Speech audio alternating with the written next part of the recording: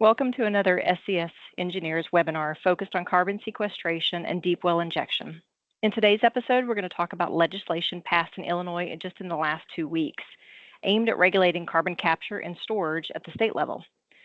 This new carbon capture and storage legislation is rooted in the municipal solid waste regulations of Illinois within the Illinois Environmental Protection Agency. SCS is well established in underground injection control in the state of Illinois, having permitted and overseen drilling and operation of 4 of the state's most recent disposal wells. Today, Dr. Charles Hostetler and Ms. Casey Garber will present the nuances of this legislation, highlighting the potential impacts to schedule, cost, and scope on existing and future carbon capture and storage projects. In the next 15 minutes or so, we expect you'll walk away with a preliminary understanding of how to apply our state-level experience to help you, the project developers, owners, and operators, focus your permitting operations and reporting practices to minimize these project risks. A few introductions to start. My name is Stephanie Hill. I lead our team with more than 10 years in developing Illinois-centric injection well projects. Charles and Casey, our presenters, are core members of SCS's carbon sequestration and deep well injection team. Charles has 10 years experience interpreting Illinois regulatory guidance and is considered our guru in carbon storage permitting, regulation, and especially in subsurface modeling. Casey is a licensed professional geologist in Illinois and has about 5 years experience in permit development and modification with demonstrated excellence in groundwater environmental monitoring. Both of our presenters work in Morton, Illinois, in the heart of the Illinois Basin. Charles, how about you kick us off now? Thank you, Stephanie. The subject of today's webinar is going to be new carbon sequestration legislation. It's the SAFE Carbon Capture and Storage Act, which was just recently approved by the Illinois House and Senate. This act is the result of a 2-year-long effort to regulate CCS projects in Illinois at the state level. It represents the view of environmental stakeholders, business groups, lawmakers, and the governor's office. It was gratifying to see a 2-year-long process come to a bill where there's consensus from all sides and support for helping Illinois projects in CCS go forward. On the next slide, we can look at a little bit about the regulatory framework that was chosen for this. Typically, CCS projects are regulated at the federal level by the US EPA under the Safe Drinking Water Act. Some states, notably North Dakota, Wyoming, and Louisiana, have chosen to seek and achieve primacy. That means they have established state regulations that are at least as stringent as the federal regulation in terms of guarding underground sources of drinking water. Illinois has taken a third approach. What they have done is said that CCS projects will continue to be regulated by US EPA, specifically Region 5 under the Safe Drinking Water Act, but they're going to put additional requirements in place under this act to help achieve security for the project owners and development and safety for all Illinois stakeholders.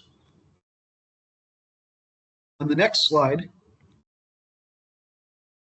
we can see a list of the contents of the SAFE CCS Act. So the first thing it does that's really important to minimize project risk is this clarifies subsurface pore space ownership and allows for the integration and unitization of ownership interests.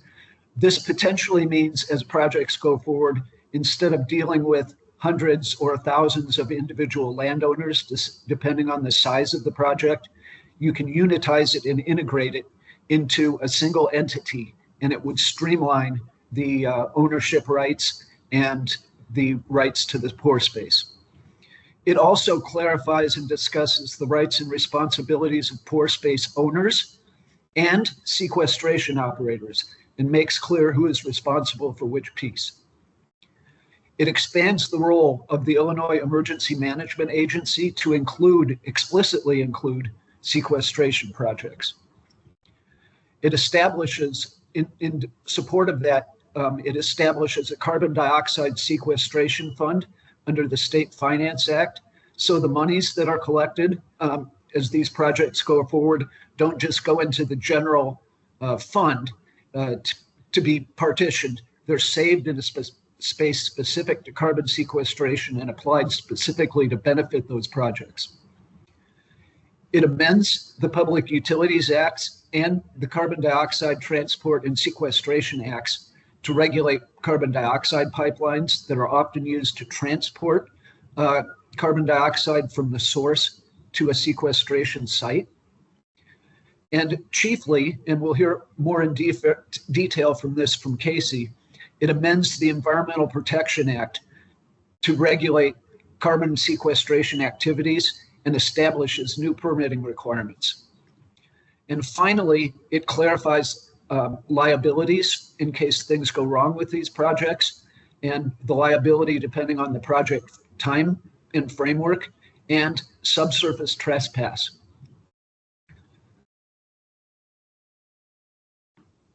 There are some prohibited acts under Illinois' Environmental Protection Act. So it's basically injection of any CO2 stream produced by a carbon capture process into a Class 2 well or a Class 6 well that's converted from a Class 2 well for purposes of enhanced oil or gas recovery. It also prohibits selling or transporting concentrated CO2 produced by a carbon capture project for EOR use. This means that Illinois is focusing on long-term sequestration in terms of sustainability and reducing greenhouse gases with its carbon dioxide management strategy. Okay, there are some exemptions. There are two specific ones. This act specifically does not apply to any carbon sequestration activity that is currently in existence and permitted by the US EPA on or before the effective date of the act. The effective date of the act will be almost certainly sometime in June. So if you're up and operating and permitted, you will not be subject to the requirements of the SAFE CCS Act.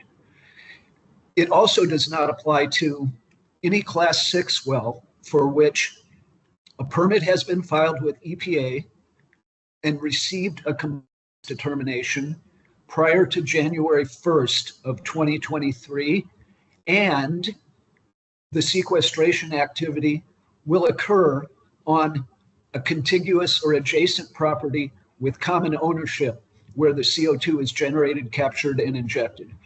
This favors the development of smaller local projects that are close to the point of generation.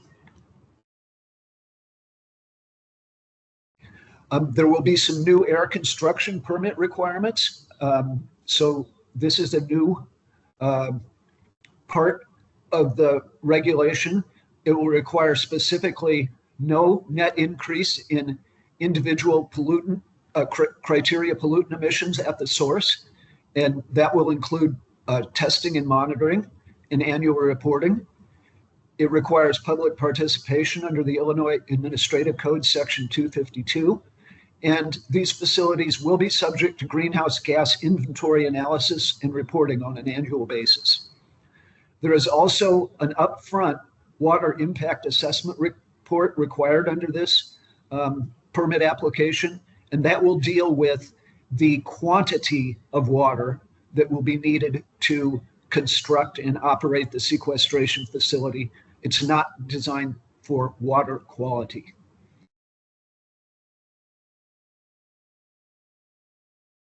There is a new rulemaking authority, and the act allows for the Illinois EPA to propose to adopt rules to establish a minimum carbon capture efficiency rate for carbon capture projects.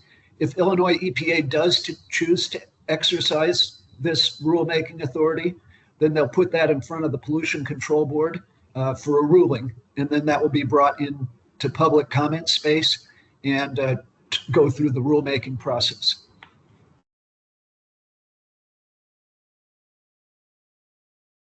Okay. Casey is now going to lead us through the new sequestration permit application requirements that will be required for carbon capture under the SAFE CCS Act. Great, thank you, Charles. So, as Charles mentioned, there are several new application requirements that come along with the new legislation that are designed to build additional safety and accountability into future CCS projects. One thing I'd like to note is that many of these new requirements are reflective of requirements for other regulated facilities in Illinois, in particular compared to how solid waste landfills are regulated, as well as what California Air Resources Board requires for certification of CCS projects in other regions. These additional requirements include providing Illinois EPA with copies of any permit and related application materials submitted to or issued by US EPA Region 5, a report that describes air and soil gas baseline conditions at properties that could be impacted by a CO2 leak, and with that, air monitoring and soil gas monitoring plans to account for the challenges presented by monitoring in a naturally carbon-rich environment. While US EPA requires an emergency and remedial response plan, there is now a requirement for a separate emergency response plan with its own format and slightly different requirements, along with a separate remedial action plan that goes into the details on how the project operator would address a CO2 leak or another issue. You are required to submit a water impact assessment report, which is an Illinois Department of Natural Resources specific requirement, and also a closure plan, which we note requires a minimum post-injection site care period of 30 years as compared to the default 50 years required by US EPA. This also requires annually updated cost estimates, a more robust financial assurance demonstration, as well as proof of insurance throughout the lifetime of the project, and an application fee of $60,000 and annual tonnage fee, which is designed to cover the administrative costs of the permitting process. Finally, the requirements for public participation are much more robust and would involve holding public hearings, taking public comments, and addressing those comments. So with these additional requirements, unfortunately, comes additional challenges. These Illinois projects will face additional regulatory obligations, and as a result, higher compliance costs, longer approval times, and the need to demonstrate longer-term financial assurance for the project. Additionally, there will be some uncertainty regarding how these new regulations will be interpreted and enforced, and may lead to increased public and environmental scrutiny and a need to adopt more advanced technologies and best practices. But fortunately, there are strategies available to navigate these challenges. So our assessment is that the newly passed Illinois SAFE CCS Act is likely to impose additional permitting and reporting complexities for Class 6 project developers in Illinois that go above and beyond the requirements for projects regulated through US EPA. Given previous experience we have working on CCS projects in states that do have established Class 6 regulatory programs, we believe these complexities will impact the project scope, schedule, and budget going forward. We additionally have considerable experience assisting with tasks that are relevant to this legislation on both Illinois-based projects as well as projects in other states. This includes designing shallow groundwater, soil, and air monitoring networks and the subsequent data analysis, looking at project closure and ensuring compliance with the specific requirements of the Illinois Administrative Code, specifically Part 620 for groundwater protection, conducting annual cost estimate updates and permit modifications, and guiding public participation and stakeholder involvement during the permitting process. As a final note, we certainly encourage CCS project developers in Illinois to start considering strategies for navigating these complexities early on in the project development process, even as early as the project scoping and feasibility study stage. And you can achieve this by engaging professionals who are experienced with navigating the regulatory framework in Illinois. With that, I will turn it back over to Stephanie for a few closing remarks. Thanks, Casey. Thank you, Charles. It's always good to get a comprehensive summary of legislation as soon as it hits the streets. If you found this helpful and want to know more, here are a couple of ways that you can visit us in person and at your leisure on the web. A cross-section of our team will be participating at the upcoming Fuel Ethanol Workshop and Expo in Minneapolis, Minnesota, June 10 through 12. Come out to hear our easy-to-understand, plain language presentation on the financial investment expected to operate a carbon capture and storage project. and stop by SCS's booth, number 1037, to talk with our team. If you missed the workshop and would like to schedule a one-on-one discussion, scan the QR code here on the screen to contact one of our many team members experienced in handling Illinois deep well activities and regulatory analyses. On behalf of the SCS Carbon Sequestration and Deep Well team, we thank you for tuning in today. Thank you.